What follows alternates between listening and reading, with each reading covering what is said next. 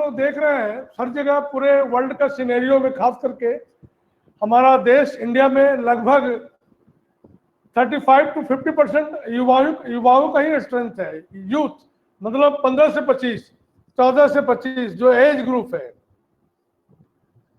युवा में एक इतनी ऊर्जा है, इतनी शक्ति है, इतना उनके अंदर एक डायनेमिज्म है जिसको वो अपने दिशा हमेशा बेताब रहते हैं।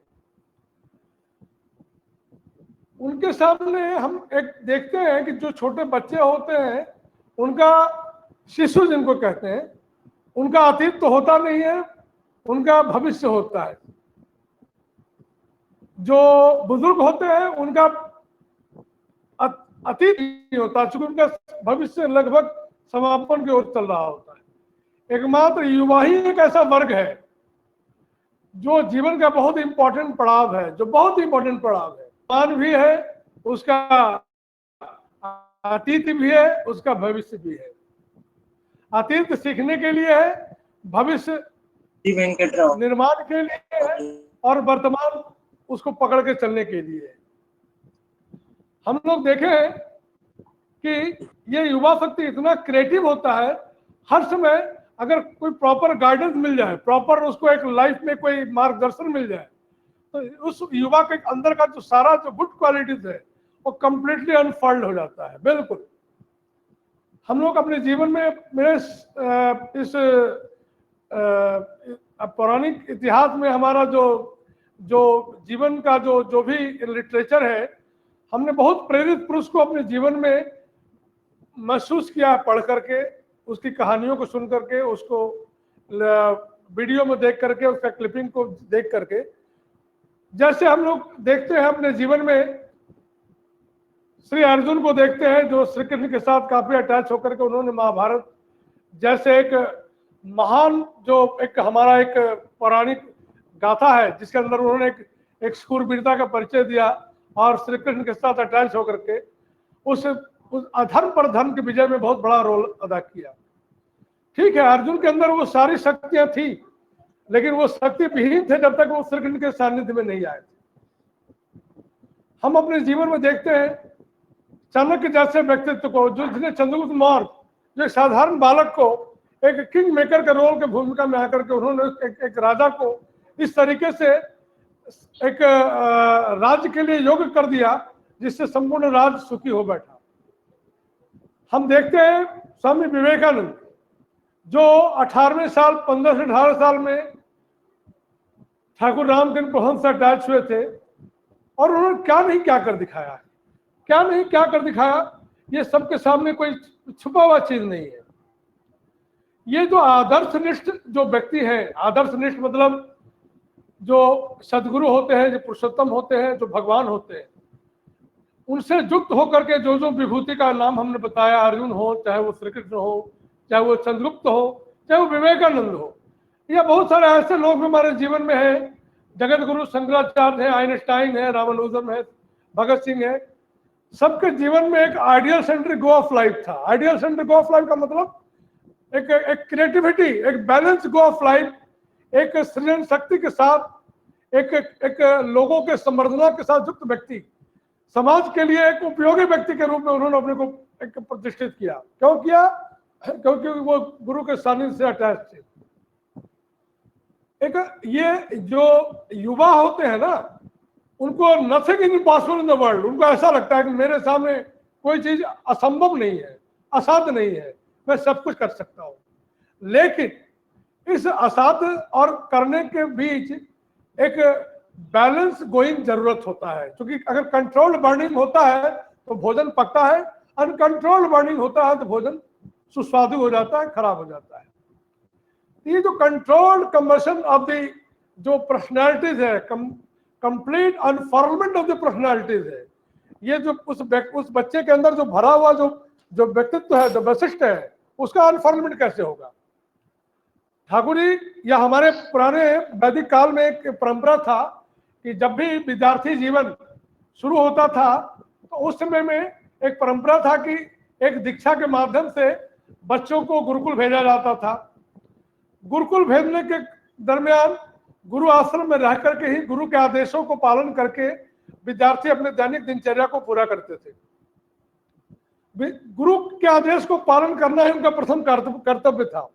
गुरु के आदेश को छोड़ करके उनके जीवन में कोई और मकसद नहीं था, और गुरु के आदेश पालन के समान उनका दूसरा कोई कार्य नहीं था। ठाकुर जी बोले हैं, हमेशा ठाकुर जी बोले हैं कि जिस छात्र ने मतलब प्राणपण से गुरु के आदेश को माना है वो कभी जीवन में असफल नहीं हुआ है। एक्चुअली हम लोग देखते हैं कि जिस शिष्य को गुरु परंपरा के साथ युक्त होकर के जब वो आगे बढ़े हैं तो अपने जीवन में बहुत ही कर्ममुखर वो लोगों के मंगल में अपने को झोंक दिए हैं, अपने को कंप्लीट उनके संवर्धना में अपने को झोंक करके जीवन को आगे बढ़ाए हैं। इसलिए ठाकुर जी हमेशा कहते थे शिष्य का कर्तव्य है प्राणपण से गुरु के आदेश को कार्य में परिणत करना, गुरु को लक्ष्य करके चलना। जिस छात्र या शिष्य ने प्राणपण से आनंद से गुरु का आदेश पालन किया है वो कभी भी विफल नहीं होता है।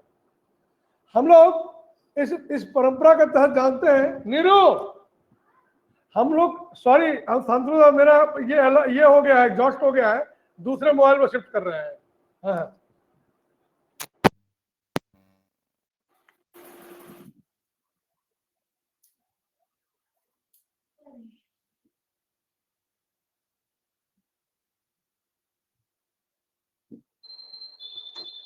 हेलो, मेरी आवाज आ रही है? हाँ आवाज आ रही है, आवाज आ रही है। हाँ ठीक है, मेरा वो नेट ऑफ हो गया था ना।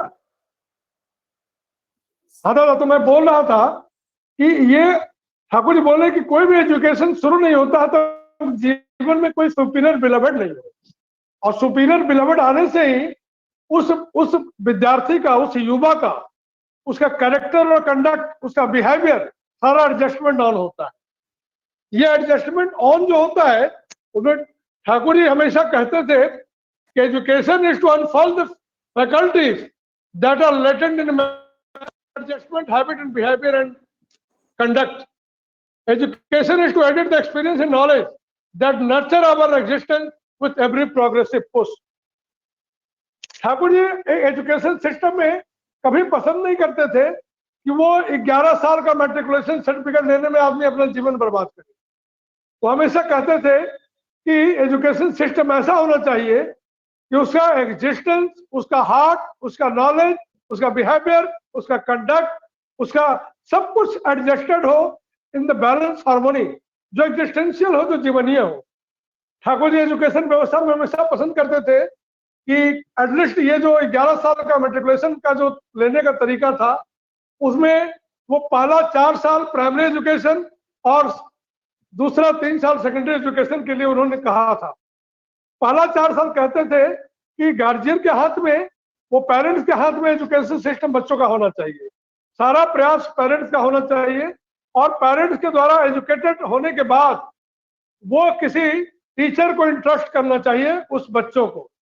और टीचर भी कैसे हो, वो 10 to 12 बच्चों पर एक टीचर हो, और टीचर भी कैसे हो जो आचार निष्ठ हो, जो आदर्श परायण हो, जो आदर्श निष्ठ हो, जिनका मन वचन कर्म में संगति हो, जो शिक्षक इष्ट से युक्त हो, जिनको पकड़ करके जो विद्यार्थी है वो 10-12 जो ग्रुप का विद्यार्थी है उनको लेकर के सारे यूनिवर्सिटी की पढ़ाई जो उसमें निर्धारित हुआ करता था, एक ही टीचर से पढ़ने की पद्धति थी। बहुत लोगों ने ऑब्जेक्ट किया था, ठाकुर जी कहे थे कि युवाओं के चरित्र निर्माण में, युवाओं के व्यक्तित्व निर्माण में, युवाओं को कर्ममुखर करने में, युवाओं को निष्ठावान करने में यही प्रारंभिक और फाइनल कदम है।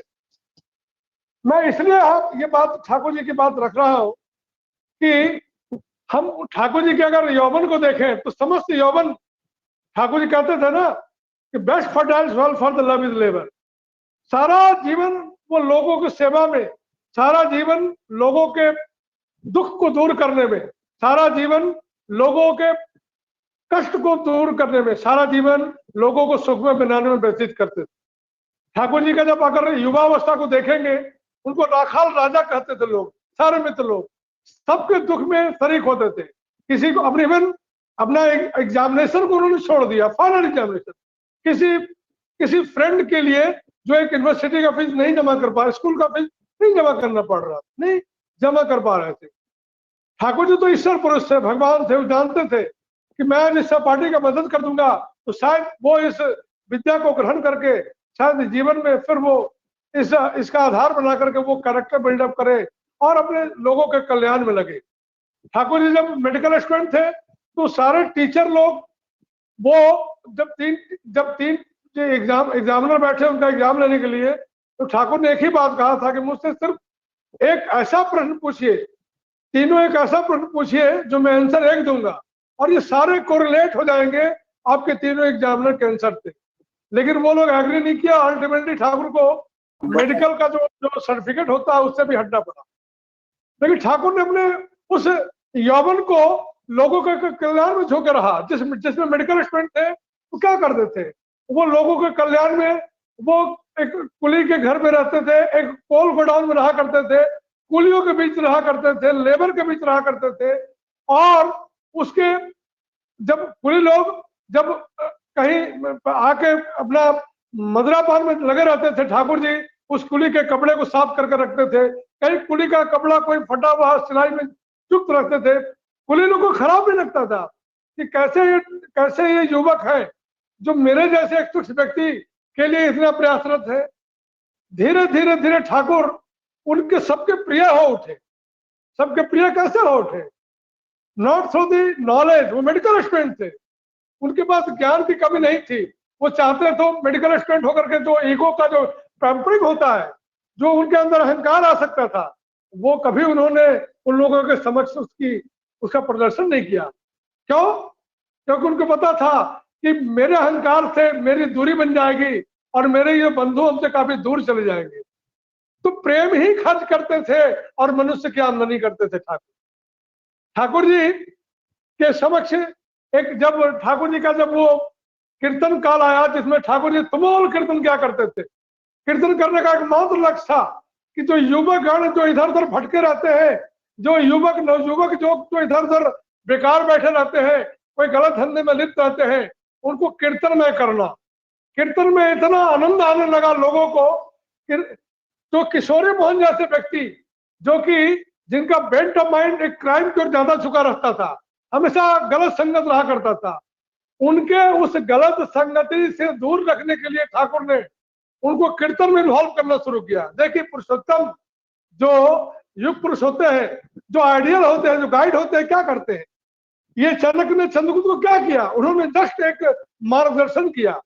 स्वामी विवेकानंद को ठाकुर रामकृष्ण ने अपने वचनों से, अपने वाणियों से उनके अंदर ऊर्जा भरी और वही विवेकानंद पूरे विश्व में उस ठाकुर जी उनके आइडिया को लेकर के तहलका मचाया।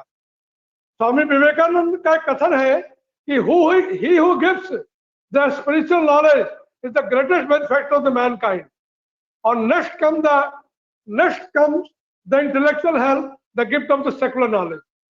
फिर कितनी बड़ी बात उन्होंने कहा कि जो स्पिरिचुअल हेल्प है वो greatest benefactor of the Mankind है। अरे स्पिरिचुअल हेल्प आएगा कहाँ से? कोई बाजार में, कोई किताब की दुकान में, कोई टेक्स्ट बुक को तो नहीं मिलेगा। ये उसी से मिलेगा जो हमारे स्पिरिटेड एम्बॉडीड आइडियल होते हैं, जो फ्लैश एंड ब्लड में जीवंत आदर्श होते हैं, जो धारण पालन करते संवेग सिद्ध, जिनके अंदर समस्त सत्ता का पोषणी धारण पालन जो संवेग होता है उनके अंदर विद्यमान होता है, जिनके प्रति दीक्षा लेने से, उनके प्रति अनुराग आने से सारे वृत्तियों का नियंत्रण शुरू हो जाता है। और वृत्ति के नियंत्रण आने से ही धृति आती है, और धृति आने से ही संगति होती है, संगति से ही सहानुभूति होती है, और सहानुभूति से ही शक्ति आती है, शक्ति से संवर्धना आती है। ये शक्ति, ये युवा शक्ति बेकार ना हो जाए, अनकंट्रोल्ड ना हो जाए, वो चैनलाइज रहे। चैनलाइज होने के लिए ही जीवन में आइडियल की आवश्यकता होती है।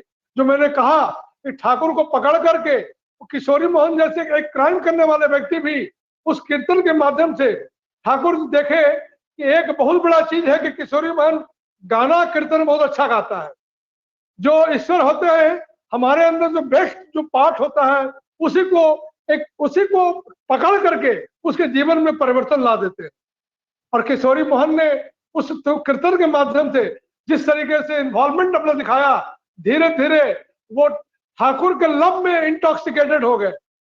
एक घटना है कि ठाकुर जी अपने कीर्तन काल में जब एक बार घूम रहे थे, तो उस कीर्तन काल के दरमियान ठाकुर जी एक 3 वीक का टूर बनाए थे कि 3 वीक में हिमायतपुर से निकल करके वो कीर्तन मंडली के साथ बहुत दूर दूर घूमने का प्रोग्राम था उस कीर्तन मंडली के साथ।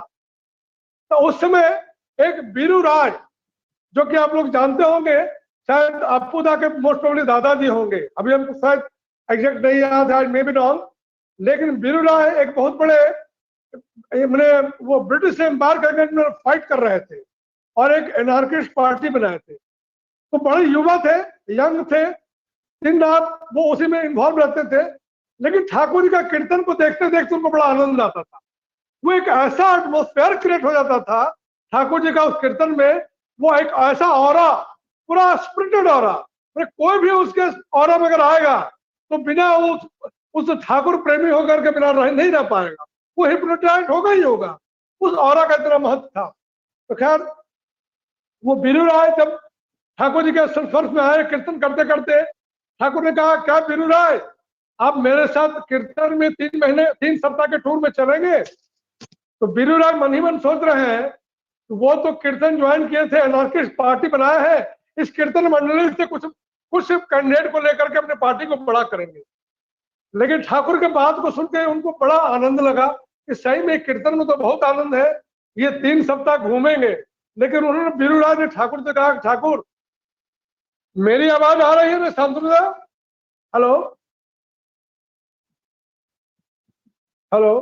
हाँ आ रही है, बोलिए बोलिए। अरे हाँ, तो बीरू राय ठाकुर को कहते हैं, ठाकुर मैं तो ब्रिटिश एम्पायर के अगेंस्ट में लड़ाई कर रहा हूँ, मुझे कीर्तन में अच्छा लग रहा है, लेकिन इस 3 वीक के कीर्तन में नहीं जा सकता हूँ, मेरा वीकली पेरोल में थाना में हाजिरी देना पड़ता है, क्योंकि ब्रिटिश जो फोर्स है मेरे अगेंस्ट में एक केस फाइल की हुई है और मेरे ऊपर नजर रखी हुई है, और बराबर मुझे एक पेरोल में जाना पड़ता है थाना में हाजिरी देने के लिए। ठाकुर मुस्कुराए और कहे कि बीरू कुछ नहीं होगा, तुम मेरे साथ चलो, supreme father will not reward you, not reward your effort to ignite love with punishment. तो परम पिता कभी तुमको इस तरीके से रिवार्ड नहीं देंगे, इस प्रेम क्रीड़ा में, इस कीर्तन में तुम युक्त हो गए और तुमको उस पनिशमेंट से अवार्ड करें, ऐसा नहीं संभव है, परम पिता सब मंगल करेंगे। वो धीरे धीरे बीरू राय ठाकुर के कीर्तन में शामिल हो गए और वो तुमल कीर्तन, वो आनंद भरा कीर्तन पूरे पूरे 3 सप्ताह हर गांव गांव में घूमना शुरू हुआ। जब 3 सप्ताह में घूमने लगे बीरू राय, वो इतना विभोर हो गए, इतने आनंद में युक्त हो गए कि उन्होंने कहना शुरू किया लोगों को, एक ही वर्ड शुरू करना शुरू किया, उनके मुख से निकला कि any life not absorbed in God is ridiculous.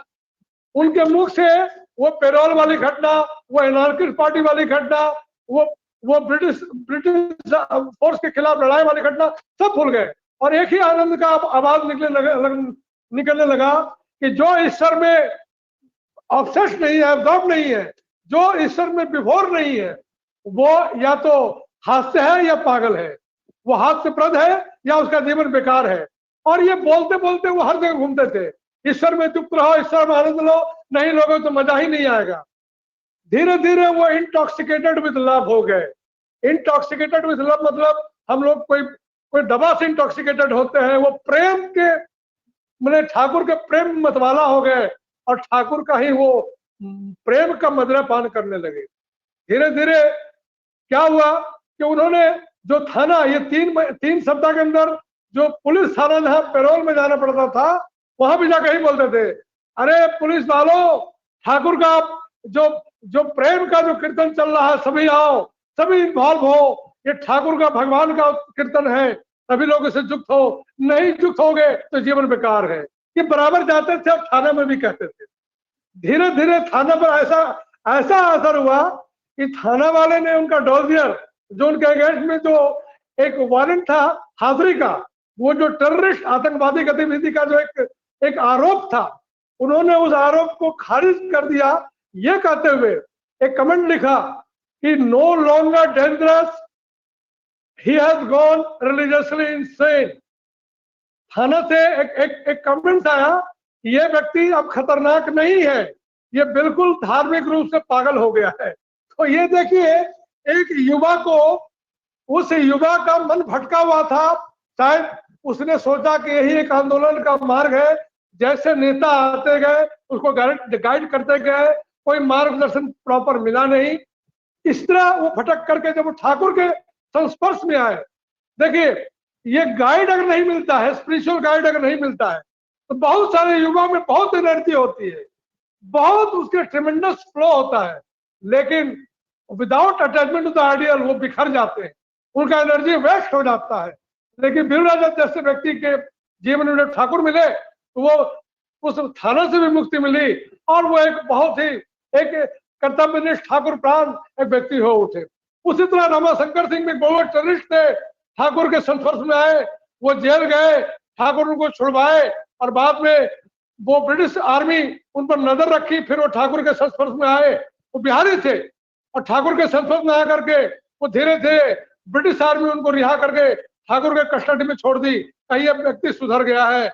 और बाद में वही व्यक्ति इंटरनेशनल लेबर ऑर्गेनाइजेशन लंदन में कॉन्फ्रेंस हुआ था, जहां जाकर के उसने लेबर ऑर्गेनाइजेशन में एक सेमिनार कनेक्ट किया था, और इतना खूबसूरत सेमिनार जो आज तक ब्रिटिश रीजन में कभी हुआ नहीं था।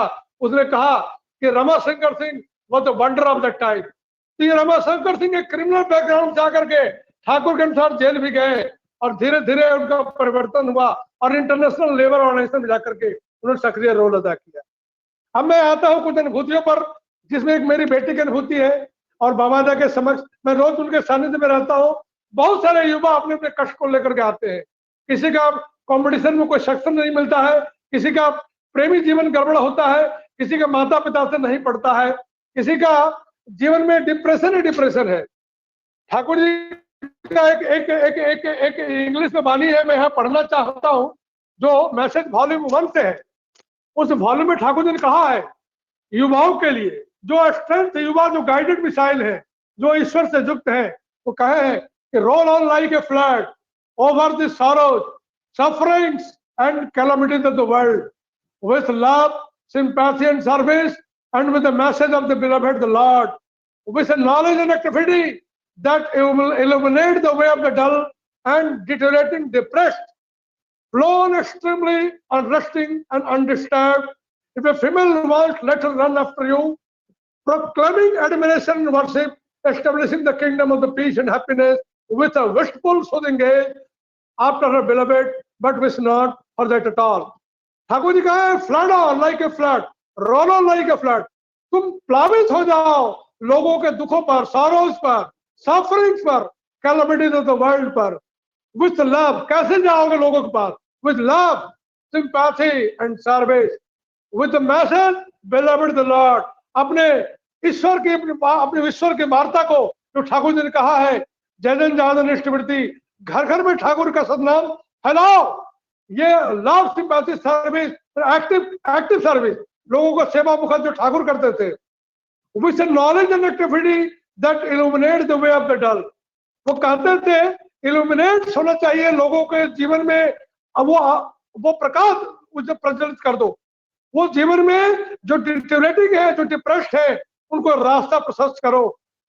तुम बिल्कुल अनरेस्टिंग, अनडिस्टर्ब, बिना कोई अनरेस्ट, बिना डिस्टर्ब हुए दौड़ने दो। तुम्हारे पीछे 1000 महिलाएं दौड़ेंगी, तुम्हारे पीछे बहुत सारी महिलाएं दौड़ेंगी, लेकिन तुमको पाने के लिए, तुम्हारे उस व्यक्तित्व को देखकर तुमको वर्शिप करना चाहेंगी। तुम उसकी ओर मत ध्यान देना, तुम ध्यान देना सिर्फ उस बिलवेड की बात को घर घर पहुंचाना, और बिलवेड के बाद घर घर पहुंचाओगे। ठाकुर जी कहे है, एक वाणी है, लोग कहते हैं कि जो जीव को प्रेम करते हैं वही ईश्वर की सेवा करते हैं। ठाकुर ने सुधार के कहा था कि जो जीव को प्रिय वितरण करते हैं, मतलब जीव को जो ठाकुर से अटैच करते हैं, वही ईश्वर की सेवा करते हैं।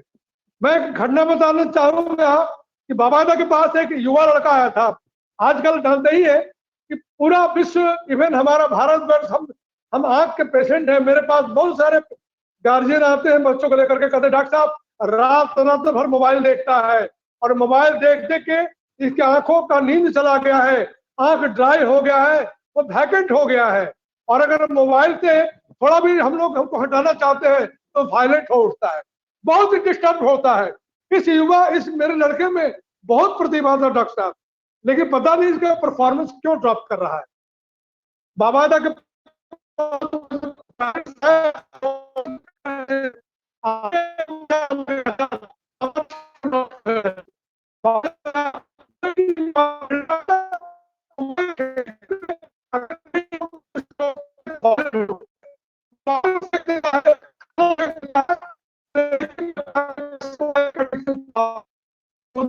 ने कहा कि इसको किसी मनोरोग से दिखाइए, साइकोलॉजिस्ट से दिखाइए। अब वो साइकोलॉजिस्ट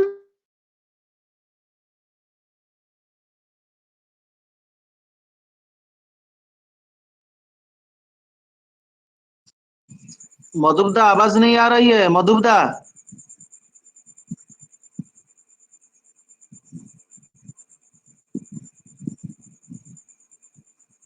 मधुबदा आवाज नहीं आ रही है।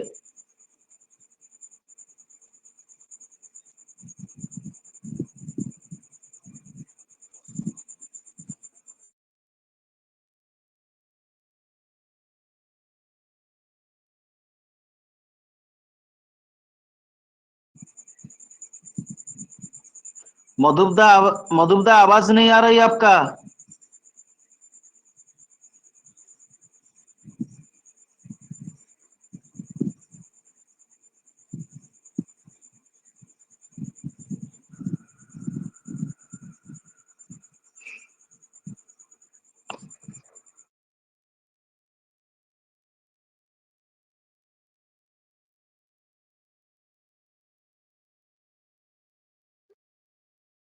Hello hello. अभी अभी आवाज आया थोड़ा। वही पूजन बाबाईदा का जो जुबा का बारे में बोलिए, वो कुछ सुनाई नहीं दिया, तो स्टार्टिंग से बोलिए थोड़ा हाँ पूजन बाबाईदा। हाँ हाँ, पुण्य बाबा का जो बच्चा गया, तो बच्चा की माँ को ट्रीटमेंट लेने के लिए बोले, ट्रीटमेंट 2 बार ले ली, कोई फायदा नहीं हुआ। तो अंत में बाबा के पास समर्पण करिए। जब तक हम लोग समर्पण नहीं करते हैं, ये ईश्वर कोटि पुरुष खुलते नहीं है। लेकिन हम लोग को समर्पण होना होगा, तो उनके प्रति अति विश्वास रखना होगा। जब उस औरत ने देखा कोई उपाय नहीं है, सारे डॉक्टर फेलियर हो गए, तो बाबा के पास रो के बोले, दादा आप हमको मदद करिए, मेरे बच्चे को ठीक कर दीजिए। बाबा दा उनके क्रंदन से द्रवित होकर के उन्होंने कहा, बच्चे को मेरे पास लाइए। बच्चा जब आया तो बाबा ने पूछा, बेटा तुम ये मोबाइल खेलते हो, खेलते खेलते जब मोबाइल कभी कभी हैंग करता होगा। हेलो हेलो, आवाज आ रही है ना? हेलो। हाँ आवाज आ रही है, बोलिए बोलिए आवाज आ रही है। हाँ, तो बच्चा बोला कि हाँ हैंग तो करता है। बोला कि हैंग कभी कभी तुरंत हैंग हट जाता होगा, लेकिन बहुत हैंग कर जाता है। बोला हाँ बहुत हैंग करता है। तो बोले उसमें क्या करते हो? बोला बहुत गुस्सा आता है, मोबाइल पर इतना गुस्सा आता है कि बड़ा इंटरेस्टिंग, कोई पबजी गेम खेल रहे होते थे, उसे तो मैं हैंग कर गया। अब हैंग कर गया तो ऐसा लगता था कि मोबाइल को कहाँ फेंक दे, कहाँ पटक दे, कहाँ क्या कर दे। बाबा जी थोड़ा मुस्कुराए तो बोले, सोचो कि मोबाइल हैंग करने से तुमको इतना गुस्सा आता है, तुम भी अपने पापा मम्मी के लिए, पापा की बात जब तुम सुनते नहीं हो, आप मम्मी की बात जब सुनते नहीं हो, तो उनका जीवन भी तुमको लेकर के लगता है कि मेरा जीवन हैंग कर गया है। ऐसा कभी तुम सोचे हो? बच्चा होशियार था, बच्चा होशियार था। तो उसको हाँ माथा हिलाया, तो बोले कि उनको कैसा लगता होगा जब तुम्हारा जीवन हैंग हो, तुमको जब गुस्सा आता है उनको भी गुस्सा आता होगा, लेकिन माँ बाप है, वो दर्दी है, तुमको देख करके उनको कष्ट होता है। अब तुम सोचो कि तुम मोबाइल को फेंक देते हो। मोबाइल कितने का है? तो बोले 11,000 का है। तो बोला 11,000 को मोबाइल को तुम फेंक के तोड़ देते हो, फेंक के बर्बाद करते हो, मोबाइल का लाइफ कितना होता है? तो बोला कि 3 साल 4 साल 5 साल। तो बोले कि अगर उसके पहले ही तुम उसको फेंक करके पटक के फेंक देते हो तो तुम मोबाइल का हत्या कर देते हो। तो किसी का जीवन, उसके जीवन पर्यंत ना होने के पहले अगर तुम उसको मार देते हो तो कैसा लगेगा? कोई तुम्हारे जीवन को पूरा होने के पहले तुम्हारा जीवन अगर समाप्त हो जाए तो माँ बाप को कैसा लगेगा? बच्चा के अंदर आत्मग्लानि आ रही थी। बोले कि जिस तरह उसके जीवन काल में तुम उसकी हत्या कर देते हो, तुम भी माँ बाप का बात ना सुन करके उनके जीवन में हैंग अवस्था में रहते हो और उनको भी तुम्हारा जीवन बिल्कुल निष्क्रिय लगता है। देखो, इससे तो तुम ये दो निगेटिव चीज है, अगर तुम इसको छोड़ते हो तो अति उत्तम है। लेकिन अगर तुम इस मोबाइल को अगर छोड़ करके तुम माता पिता जो तुम्हारे जीवन में जीवंत देवता है उनको अगर तुम खुश नहीं कर पाते हो तो जीवन में लाख विद्या एजुकेशन ग्रहण कर लो, तुम जीवन में वो जीवन का जो स्पर्श है, जो सत्ता को जो टच करता है वो तुम नहीं पाओगे। और अगर इस मोबाइल को छोड़ करके तुम माँ बाप की बात को सुनते हो तो तुम बहुत युवाओं के लिए प्रेरणा का स्रोत हो उठो। तुम क्या चाहते हो? बहुत युवाओं के लिए प्रेरणा स्रोत होना या अपने जीवन को इसी तरीके से हैंग करना। तो वो बच्चे के अंदर एक हल्का आत्मग्लानि का भाव दिखा और माता पिता बहुत रो रही थी। और कुछ दिनों बाद चिट्ठी लिखी कि दादा मेरे बच्चे में बहुत सुधार आया है, बहुत सुधार आया है। परम दयाल श्री ठाकुर आपके माध्यम से क्या न क्या कृपा बरसाए हैं दादा, मैं आजीवन इसके लिए आपके कृतज्ञ रहूंगी, ऋणी रहूंगी। मैं सोच नहीं सकती थी, मैंने सबको दिखाया लेकिन वो सुधार नहीं हुआ। अब मैं अपनी मेरी बेटी पर ही आता हूँ। मेरी बेटी मेरी जीवंत उदाहरण है, मैं उसके साथ खुद युक्त हूँ और मैं इसलिए इस बात को आपके समक्ष शेयर करना चाहूंगा। मेरी बेटी मेडिकल प्रिपरेशन के लिए कोटा जाना चाहती थी। कोटा जाने के दरमियान मैंने अपने बाबा के समकक्ष एक ये प्रस्ताव रखा कि बेटी पढ़ना चाहती है। बेटी थी तो बाबा ने बेटी को कहा 10+2 के बाद कि कोटा जा रही हो, कोटा में बहुत लोग बच्चे लोग टिक पाते हैं, बहुत लोग नहीं टिक पाते हैं, तुम सबसे ज्यादा प्रेम किससे करती हो? तो बोले पापा से प्रेम करते हैं, मम्मी से। बोले सबसे ज्यादा किससे? तो बोले पापा से। बोले ठीक है, अगर पापा से प्रेम करती हो तो जाओ कोटा में जाना और बढ़िया से पढ़ना, और जब कभी तुमको दिक्कत हो तो चले आना, ये सोचे कि पापा का कितना पैसा लग गया है। तो फिर वो कोटा गई। इसके पहले मैं बता दूं, मेरा बेटा आचार्य देव के पास मेडिकल एंट्रेंस के एग्जामिनेशन के पहले जब गया था तो बोले थे कि दादा हम आचार्य देव निवेदन बेटा मेडिकल लेगा, तो आचार्य देव ने बोला था एर होए जाते।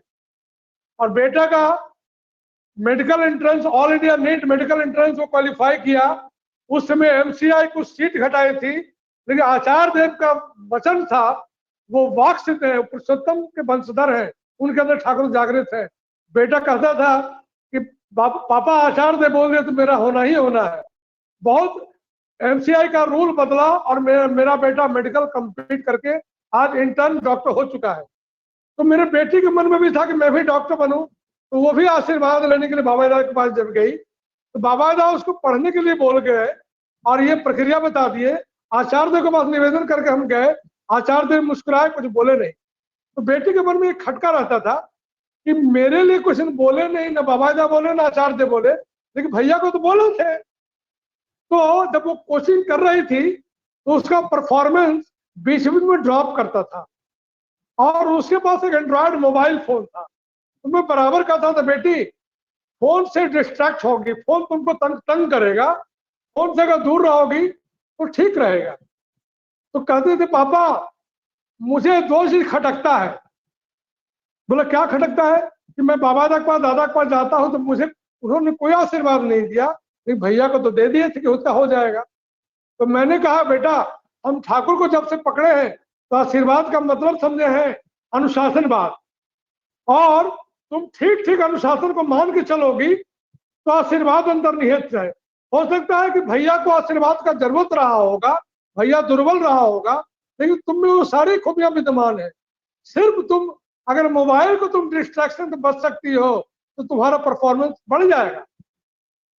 बेटी ने मेरी बात को थोड़ा थोड़ा मानना शुरू किया और मैंने बेटी को दो चीज कहा था कि तुम नाम ध्यान रेगुलर करना, और ठाकुर जी का एक वाणी है एक सत्यानुसरण में कि विफलता दुर्बलता नहीं है, बल्कि चेष्टा ना करना ही है दुर्बलता। कुछ करने के लिए प्राणपण से चेष्टा करने पर यदि तुम विफल मनोरथ होते हो तो क्षति नहीं, विफल मनोरथ होते हो तो क्षति नहीं, तुम छोड़ो नहीं, यह अम्लान चेष्टा ही तुम्हें मुक्ति की ओर ले जाएगी। और दूसरा, उद्देश्य में अनुप्राणित रहो, प्रशांत चित्त से समस्त सहन करो, तभी तुम्हारा उधर सफल होगा। ये दोनों बानी मैं बेटी को बराबर भेजता था और बराबर पढ़ती थी, नाम ध्यान करती थी। एक दिन रात में मधुमिता फोन थोड़ा करती है बेटी। मधुमिता थोड़ा जल्दी हेलो। खत्म करेंगे, उसके बाद भी थोड़ा मधुमिता थोड़ा जल्दी खत्म करेंगे और थोड़ा हाँ, question answer session 5 minute, 5 minute, में। ठीक। 5 मिनट। तो बेटी बोली कि पापा मैंने मोबाइल का मर्डर कर दिया। मैंने बोला मर्डर कर दिया कैसे भाई? तो बोले पापा मैंने मोबाइल मेरे परफॉर्मेंस को ड्रॉप कर रहा था, मैं जो एग्जाम दे रहे थे मंथली वो ड्रॉप हो रहा था, लेकिन मैंने मोबाइल को मर्डर कर दिया कि मोबाइल हमको डिस्ट्रैक्ट नहीं करेगा। तो मैं थोड़ा खुश भी हुआ, लेकिन मैंने वही बोला कि मोबाइल को इस तरह से बर्बाद नहीं करना चाहिए था। तो फिर बोली पापा मैंने पलंग से उठ के उसको पटक दिया तो मोबाइल डिस्टर्ब नहीं हुआ, मैंने रात भर पानी में डुबा के उसको छोड़ दिया और धीरे धीरे मोबाइल डेथ हो गया। मैं थोड़ा हंसा भी, सोचा कि चलो पढ़ने के लिए अपना सेक्रीफाइस कर रही है, ये उधर से मैं अनुप्राणित रहने का चेष्टा कर रही है, आशीर्वाद पालन करने की चेष्टा कर रही है, चलो चलेगा। उसके बाद उसके जीवन में धीरे धीरे परफॉर्मेंस 80 to 90% वो कोटा में, वो जो इंटरनल एग्जाम है मार्क्स लेना शुरू की और ऑल इंडिया मेडिकल एंट्रेंस में नीट में वो बहुत ही सक्सेसफुल कैंडिडेट होकर के उत्तीर्ण हुई और आज first MBBS Ranchi RIMS medical college में उसकी छात्रा है।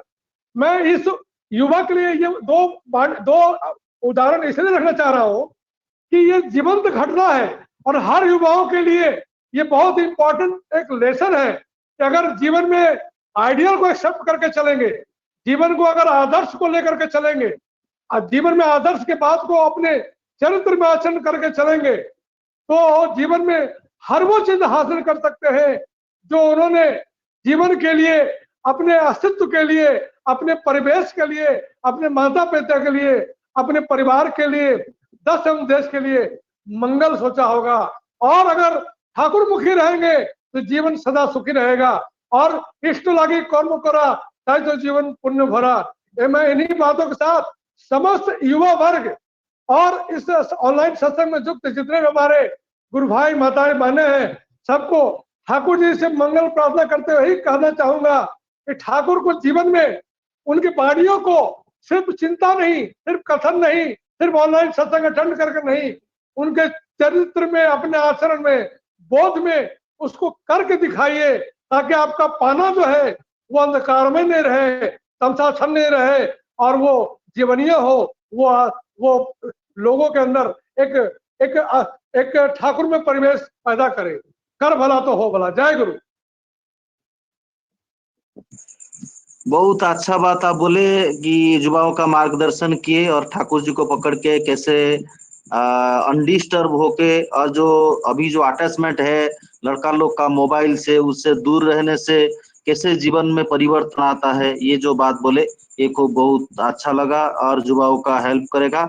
और मैं टाइम तो हो गया, मैं ये सेशन और 5-7 मिनट एक्स्ट्रा, जो कोई युवा का कुछ प्रश्न है तो पूछ सकते हैं, एक दो तो प्रश्न में खत्म, जल्दी खत्म करेंगे।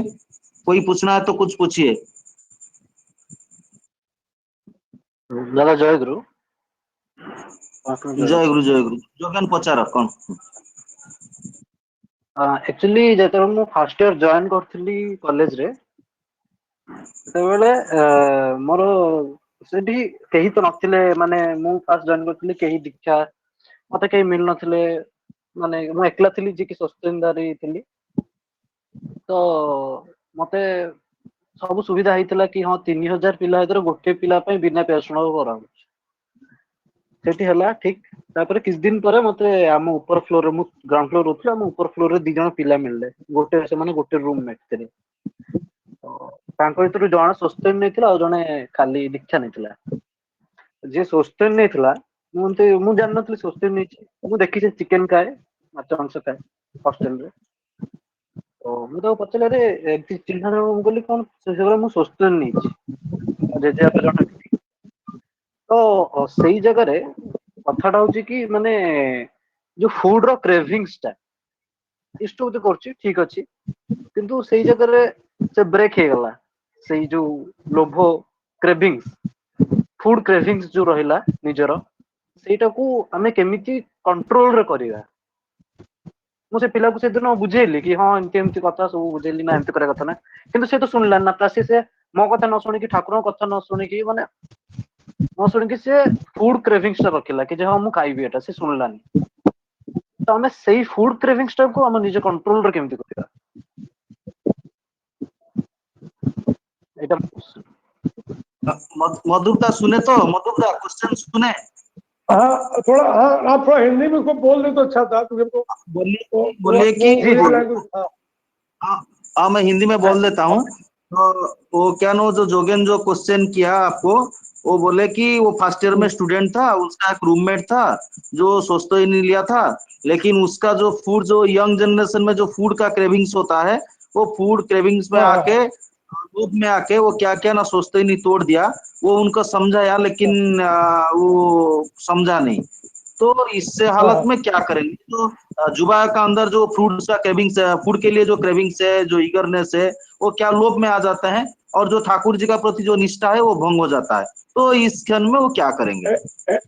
एक्चुअली ठाकुर जी का एक सिंपल वाणी है कि love alone can control everything because it's the elixir of existence. ये ये जब तक लव अगर बिल्कुल ठाकुर के प्रति ग्रो नहीं करेगा, तो कोई भी चीज, निष्ठा तो भंग होते ही रहता है। और लव लव करने के लिए ठाकुर जी बोले हैं कि that love will dictate to how to be guided. अगर हम ठाकुर से भी अगर ठीक ठीक थोड़ा सा भी प्रेम करने का कोशिश करेंगे, तो ठाकुर का जो लव ही उसको डिक्टेट कर देगा कि वो जीवन में कैसे गाइडेड होता है। अदरवाइज वो क्रेविंग, वो निष्ठा भंग, वो सोसाइटी भंग होता रहेगा, क्योंकि प्रेम ही परिवर्तन कर सकता है। Otherwise nobody can change the जो craving of the, that greatness of the, जो जो उसको डिस्टर्ब करता है।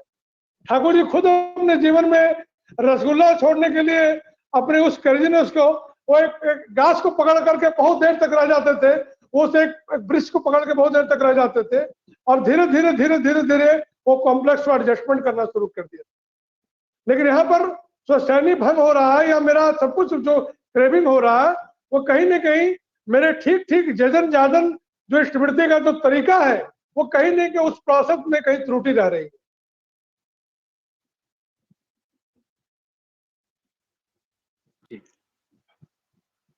ସାର୍ ଆଉ ଭାଇନା हेलो ଯଦି କଣ ପଦ୍ଧତି, हेलो दादा जय गुरु ननी कहती। हाँ ननी कुह। हाँ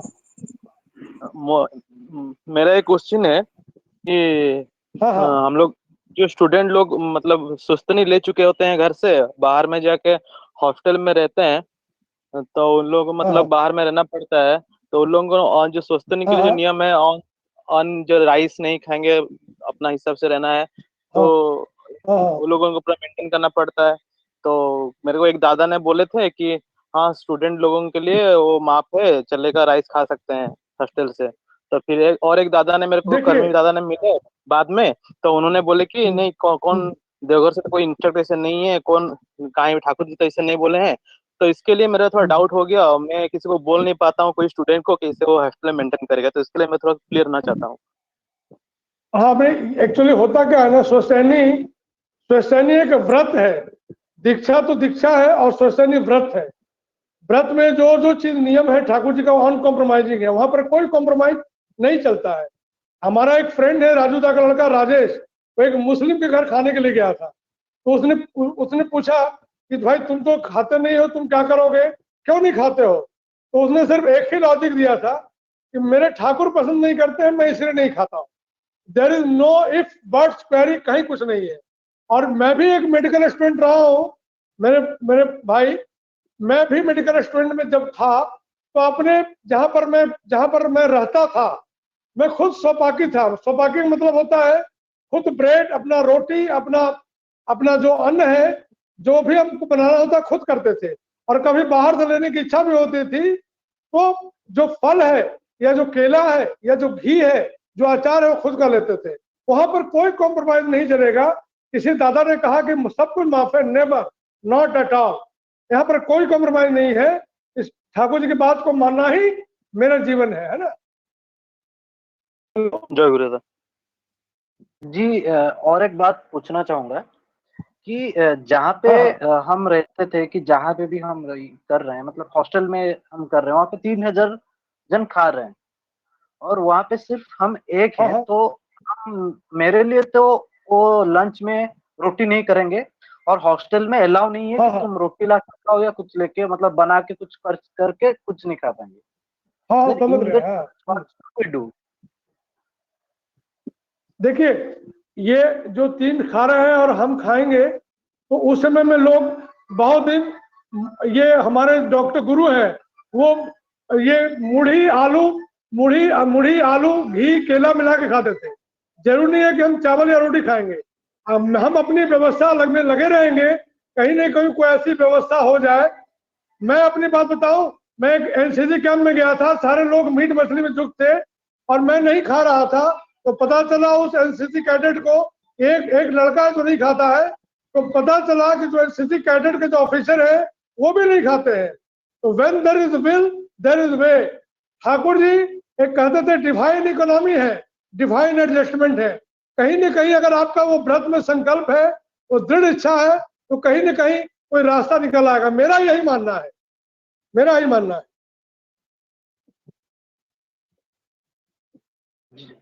जी दादा। एबे प्रश्न को कार्यक्रम विराम दबा। मोर कहवा कथा सार आ भाईना किछि ई प्रश्न जो पचारले भाईना किछि ओपिनियन अछि सार आ किछि देबे सार दुई पद कहि कि हम सांग करिवु सार भाईना दुई पद कहंतु।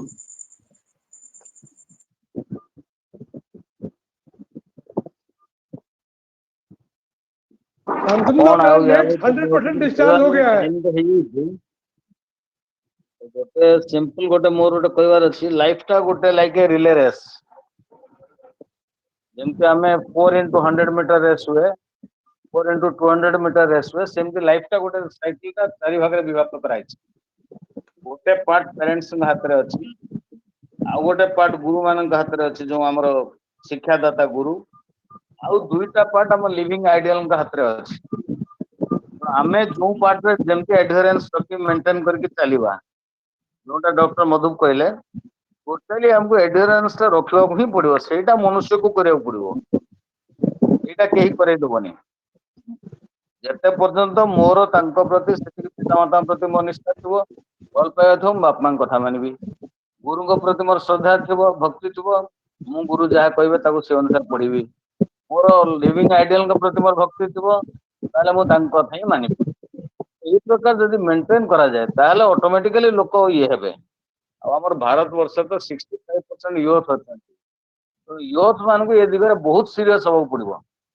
कारण टर्निंग पॉइंट आम बर्तमान अच्छु भारत देश तो आमको यूथ मान को जब यूथ फोर्स टा डिस्टर्ब हो बहुत गंडगोल अच्छे आपको तो आमको गोटे पीसफुल लाइफ मेंटेन करने देश में आमको से प्रकार ये कर आम बहुत संख्या लघु अच्छु जोटा जोगेन कहूँ 3000 पिला भितर 2 जन 3 जन तो परसेंटेज बहुत कम अच्छी ऑल इंडिया सिनेरियो भी सेया 124 कोटी लोक आम केते लोक दीक्षा नहीं तो आमको समानुपातिक सीरियस हवा पड़ो ताले आम आम लक्ष्य स्थल पहुंची पार सार आपण पद दी पद कहंतु सार दबा सार।